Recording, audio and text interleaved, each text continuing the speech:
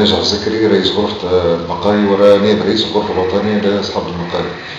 اليوم كان عندنا اجتماع مجلس جهوي، هذا مجلس جهوي بعد 11 شهر ولا 12 شهر من انعقاد المؤتمر 12 جانفي 2013 واللي ترتب عليه عديد الخلالات. استبشرنا انه باش نحلوا صفحه جديده مع المنظمه ومع اهل المهنه ومع المجموعه ككل. مرعنا انه اليوم كي مشينا نلقاو كالعاده التعزيزات الامنيه يقول علينا داخلين البنك سنترال ولا ماشيين. انا فهمت هذا اللي هو برنسيب وفاء معناها فات المشاكل ويلزمنا ننطلقوا وخلينا نبنيو للجهه، الجهه اليوم اللي معناها تردات وضعيتها كسواء من ناحيه البنيه التحتيه ولا من ناحيه البنيه التحتيه ولا من ناحيه الخدمات ولا من ناحيه حتى الترتيب اللي احنا وصلنا له اليوم. دخلنا للحوار، وقع النقاش المحور بالاساس على موضوع فصل المعرض والاتحاد عن المعرض.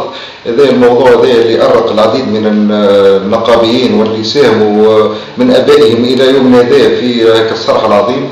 الاشكال هذا اليوم معناها عمليه ما قبلناهاش كرئاسه غرف.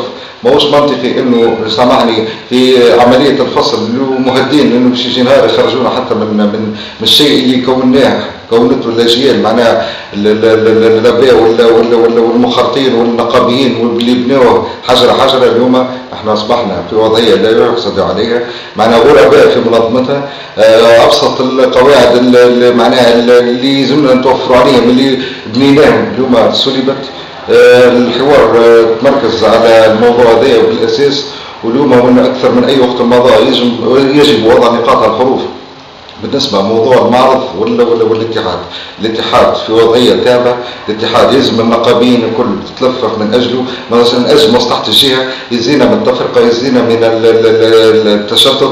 اليوم الاكثر معناها الموضوع الاساسي قد ما نكونوا قويين مع بعضنا قد ما اللحمه تكثر وقد ما وهذا يلزم الاطراف الكل تساهم فيه، الموجود والقديم والجديد الاطراف الكل نبني وما نهدوش. الوضعيه اللي اصبحنا فيها اصبحنا غرباء في منظمتنا. الاتحاد معناها في عزله كبيره على المعرض، اللم اللي معناها بنات المعرض ولات هي خارج الاطر. الاطراف الكل ساهمت بسكاتها ولا بمساهمه مباشره او غير مباشره. يجب اليوم في اكثر من اي وقت مضى معناها ايجاد حل لهذا الموضوع اللي يغرق جميع الاطراف، نقابيين ومهنيين ورجال اعمال والشخصيه الكل. والسلام.